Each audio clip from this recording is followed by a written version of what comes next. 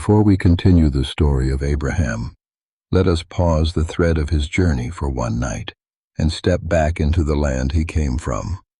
The land between two rivers, where writing was first pressed into wet clay, where the wheel first turned, where the first laws were carved in stone, and where the first cities the world had ever known rose up from the mud of the plain.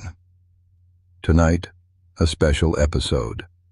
The story of Mesopotamia, the cradle from which so much of what came after was born. Welcome to Ancient Nights. Every story here is drawn from the ancient world, told in order, from the beginning of time. Most of them straight from the Bible, woven with the real history of their age. Tonight's story is drawn from the memory of Mesopotamia and told through their eyes. Look at a map of the ancient Near East, and one shape stands out above all others. A long, curving band of fertile land, stretching from the Persian Gulf up through the valley of two rivers and around toward the Mediterranean Sea.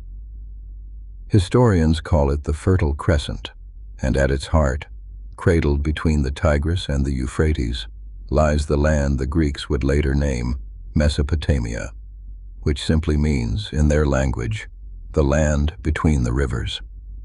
It was here, more than any other place on Earth, that the story of human civilization truly began. Not because people did not live elsewhere, they did across every continent for tens of thousands of years before this, but because it was here, in this river valley, that human beings first gathered in numbers large enough and settled long enough to build something entirely new, the city. The rivers made it possible. Each year, the Tigris and Euphrates would swell with snow melt from the mountains far to the north and spread across the flat plain, leaving behind a thick layer of dark, rich silt. Where the desert sun alone could grow nothing, this yearly flood turned the land startlingly fertile, capable with irrigation of feeding far more people than any one family could ever need. And it was this surplus, this abundance beyond mere survival, that changed everything. When a farmer could grow more grain than his own household could eat, something new became possible. Not everyone needed to farm. Some could become potters, weavers, builders, priests, soldiers, scribes. Villages grew into towns, and towns, by around 5,000 years ago, into the first true cities the world had ever seen. Places like Uruk and Ur and Eridu, each home to thousands of people living close together, organized under kings and priests, connected by trade, defended by walls. This was something genuinely new under the sun.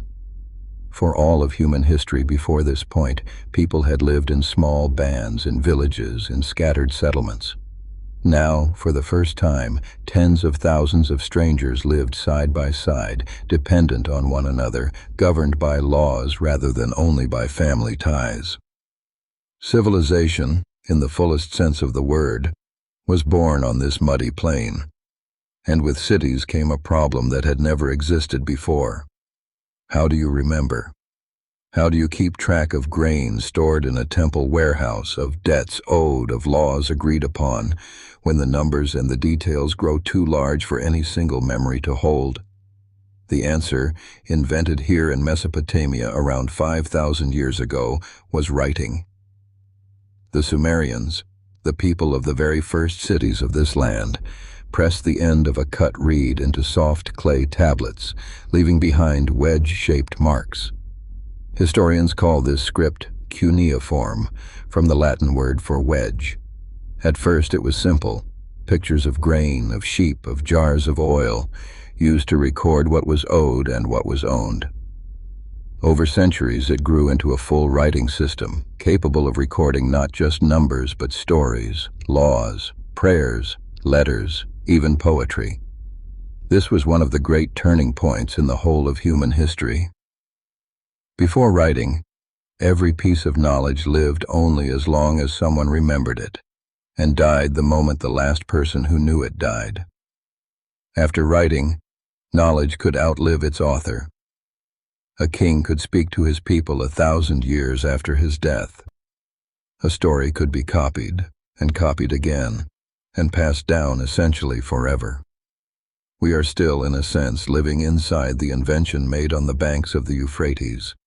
For the very idea of a written record, of language fixed onto a surface to be read by someone far away in time or space, was born there. The rivers that gave life could also, without warning, take it away.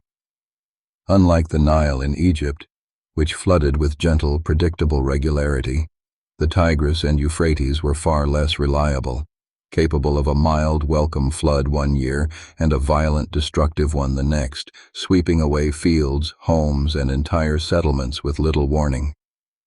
This unpredictability shaped the way the peoples of Mesopotamia saw the world. Their gods, in the stories they told, were often as unpredictable as their rivers. Powerful, sometimes generous, sometimes wrathful, always to be treated with careful respect. It is out of this same anxious, flood-prone landscape that the ancient flood stories we spoke of in earlier episodes arose. The memory, preserved in the Epic of Gilgamesh and other ancient Mesopotamian texts, of a great flood sent to destroy humanity, survived by one man who built a boat. Long before those stories reached the pages of the Bible, they were already old in this land, carried forward by scribes copying and recopying the same ancient clay tablets, generation after generation, in the very cities where Abraham himself would one day be born.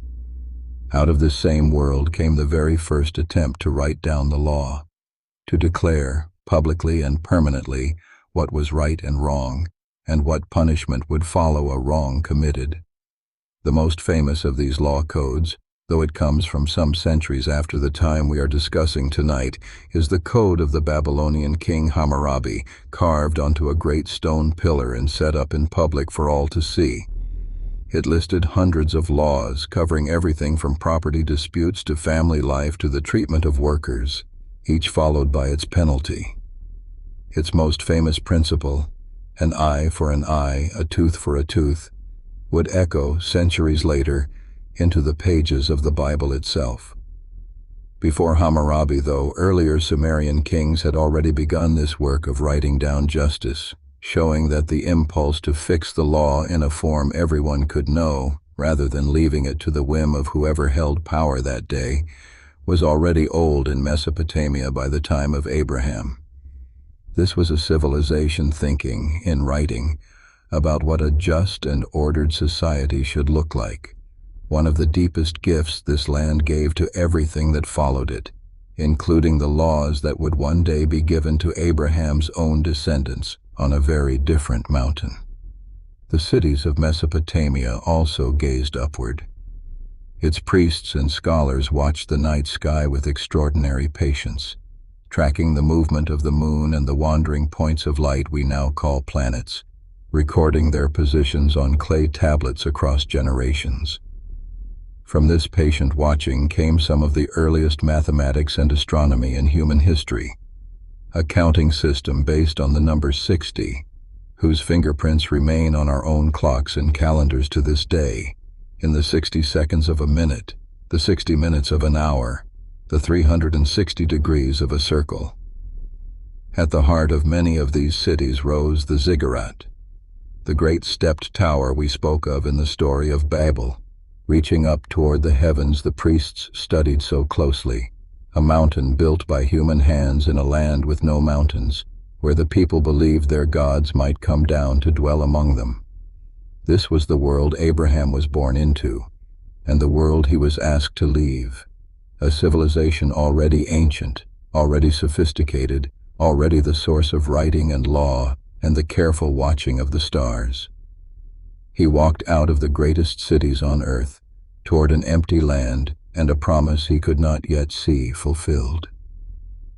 Let us walk for a moment through the streets of one of these ancient cities and imagine the texture of daily life within its walls.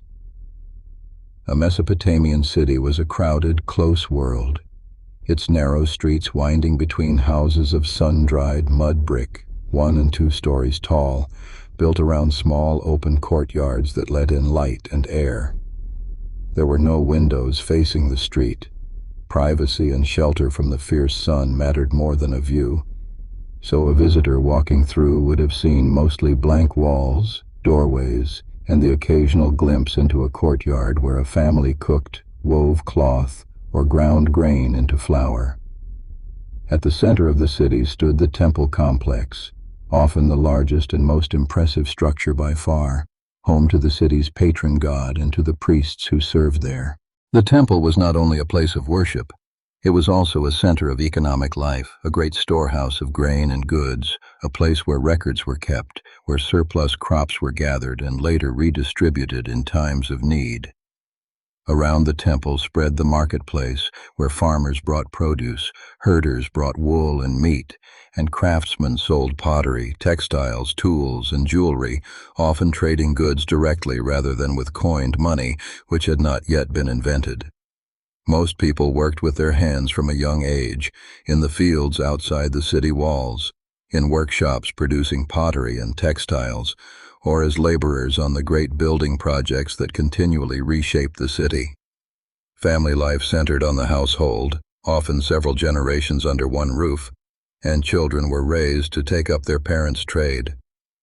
For a fortunate few, mostly the sons of scribes and priests, there was formal schooling, where boys spent years copying cuneiform signs onto clay tablets, learning not only writing, but mathematics, law, and the great stories of their culture, memorized and recopied so faithfully that we can still read many of them today. Mesopotamia would not remain a single place for long. Across the centuries, one great power after another would rise and fall along these same two rivers. The Sumerians giving way to the Akkadians to the Babylonians, and later, the mighty and often terrifying Assyrians, and later still, Babylon rising again to its greatest height, before falling at last to the Persians. Kings we will meet again in later episodes. Nebuchadnezzar, Cyrus, and others, all ruled from cities built on this same fertile ground, the same soil that had cradled the very first farmers and the very first scribes thousands of years before. And through all these centuries and all these empires, the shape of civilization first sketched out here. Cities governed by law, knowledge preserved in writing, time measured by careful observation of the sky, spread outward across the whole of the ancient world, carried by trade, by conquest, by the simple movement of peoples from one land to another. Much of what we still consider the foundation of civilized life traces its first root back to this single river valley. Among the many things first developed on this plain, one deserves special attention, for its influence has never really faded. The wheel. The earliest wheels found by archaeologists in Mesopotamia date back roughly 5,500 years, first used not for transport at all, but for pottery, a spinning wheel that let a craftsman shape clay far more quickly and evenly than by hand alone.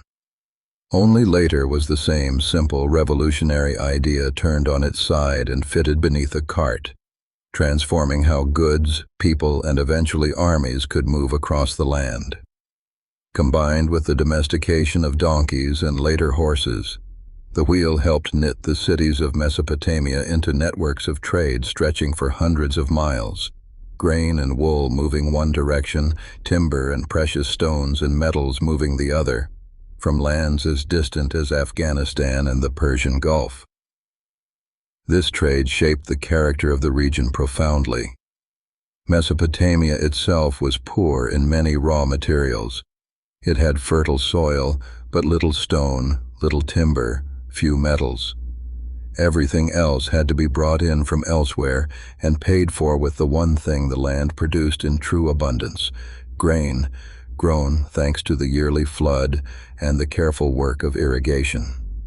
Canals were dug and maintained across generations, channeling river water to fields that would otherwise have remained desert. This constant cooperative labor, canals had to be dug, cleared, and shared fairly among many families and even many cities, is itself thought by many historians to be part of why such strong centralized governments arose here so early.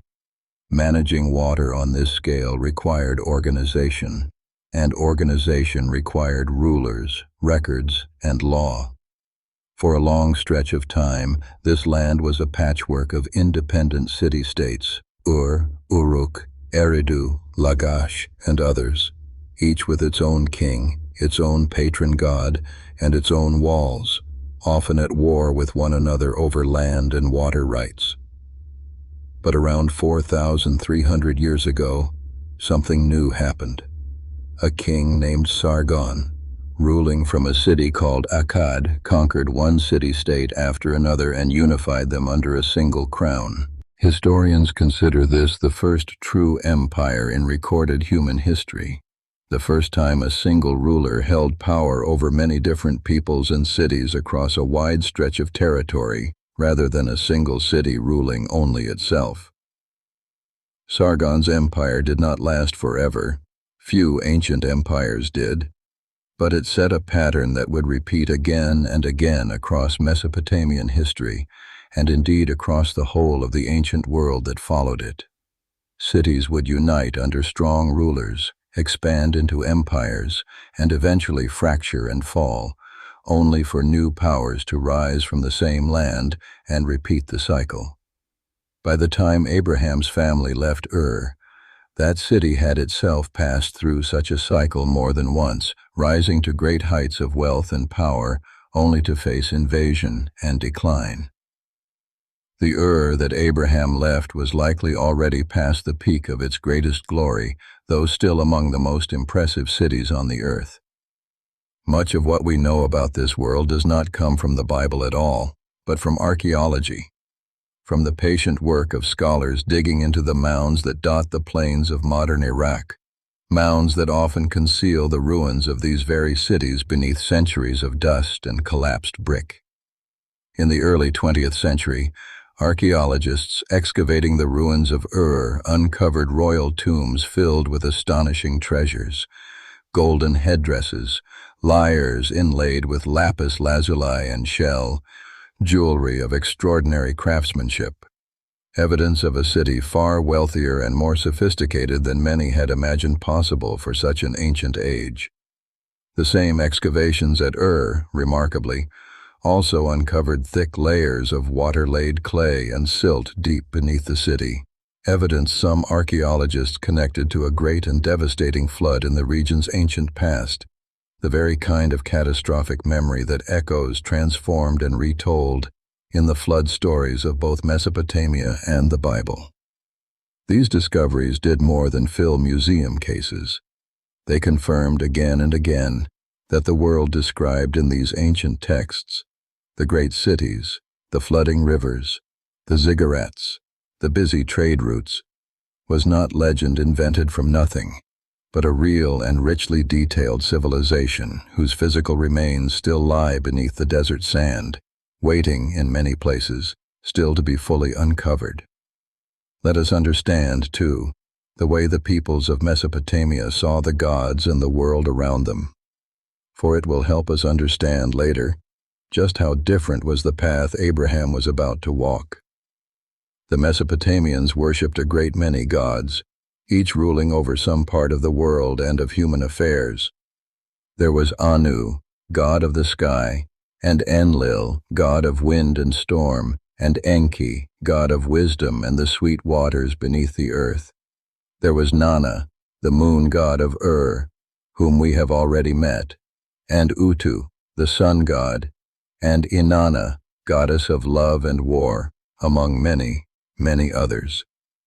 Each city had its own patron deity, honored above the rest, housed in the great temple at its heart, believed to protect that city and its people specifically, which is exactly why, as we discussed earlier, leaving your city meant, in the thinking of that age, leaving the particular god who watched over it. These gods were understood to be powerful but also unpredictable, sometimes petty, often difficult to please, very much like the rivers that shape this land, capable of both blessing and sudden disaster. Much of religious life centered on trying to keep the gods satisfied through careful ritual, regular offerings, and elaborate temple ceremonies, in the hope of avoiding their anger and securing their favor. The Mesopotamian view of the afterlife as preserved in their surviving texts was generally a bleak and shadowy one, a dusty, joyless underworld awaiting nearly everyone after death, regardless of how they had lived. There was little of the hope of a meaningful, personal relationship with the divine, or of a promise stretching forward into a blessed future for one's descendants. It is against this backdrop that the call given to Abram becomes even more remarkable.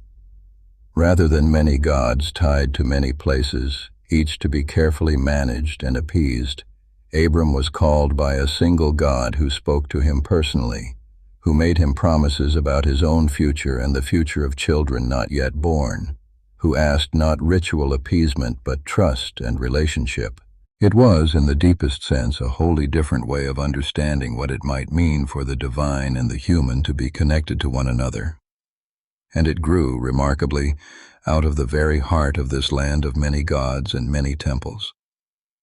Let us return for a moment to that great written story we mentioned earlier, the Epic of Gilgamesh, for it deserves to be understood a little more fully in its own right, as one of the true treasures to survive from this civilization. Gilgamesh, according to Sumerian tradition, was a real king of the city of Uruk, ruling many centuries before Abraham's time, whose deeds grew into legend over the generations that followed. The epic that bears his name, pieced together by archaeologists from broken clay tablets recovered across many sites and many centuries, tells of his friendship with a wild man named Enkidu, of great adventures and monstrous battles, and above all, of Gilgamesh's desperate search for immortality after Enkidu's death, a search that ultimately fails, and teaches the king instead to accept his mortality and find meaning in the city and the works he leaves behind him. Woven into this larger epic is the flood story we have already spoken of, a man named Utnapishtim, warned by a god of a coming deluge, who builds a great boat and survives, and is granted, unlike Gilgamesh, a kind of immortality as his reward. It is a remarkable thing to hold in mind. This story was already ancient by the time Abraham was born. Scribes in the schools of Mesopotamia copied it out for well over 1,000 years, tablet after tablet, keeping alive a tale of flood and mortality and the search for meaning across a span of time longer than the distance separating us today from the fall of the Roman Empire. It is one of the oldest works of literature ever recovered by human hands, buried in the ruins of Nineveh and other cities, waiting in the silent earth for thousands of years until archaeologists finally lifted it back into the light. There is one more thread worth drawing: the strange, enduring power of the very rivers that made it all possible. The Tigris and Euphrates still flow today, through the same low plain, past the same mounds of ancient brick where Ur and Uruk and Babylon once stood. The people who live in that land now speak different tongues than Abraham's neighbors did, worship differently, dress differently, and yet they still depend in their own way on the same two rivers that first taught human beings to gather, to store, to write, to build, and to remember. Empires have risen and fallen across this ground more times than any single history could easily count. Sumerian, Akkadian, Babylonian, Assyrian, Persian, and many more since. Cities that once seemed as permanent and as mighty as anything on earth are now grass-covered hills, walked over by shepherds who may not even know what lies beneath their feet. And yet nothing here has ever truly vanished. It was carried forward, in the shape of our clocks and calendars, in the very idea of writing something down so it might outlast us, in the ancient laws that still echo faintly in our own sense of justice, in stories of a flood and a wandering hero that traveled mouth to mouth and tablet to tablet, into texts we still read today. Long before Abraham ever heard a voice calling him to leave, this land had already given the world some of its deepest and most lasting gifts. And it is worth noticing something remarkable. How much of what makes a story like Abraham's understandable at all was already built here, in the land he left. The writing that would one day record his story. The cities and laws that shaped the world he moved through. The flood memory that echoes, transformed, in the story of Noah. The towers that inspired the tale of Babel. Mesopotamia is not simply a backdrop to these stories. It is the deep soil they grew from, the world that shaped the imagination and language in which they were first told and remembered. And so, having stepped back to see the wider world Abraham came from, we return now to his story and to the family he left behind him in that land between the rivers. For the promise made to him beneath the stars was, at long last, about to be answered, and a son, laughed at as impossible, was on his way into the world. The story of Abraham and Isaac. We will tell it together next time.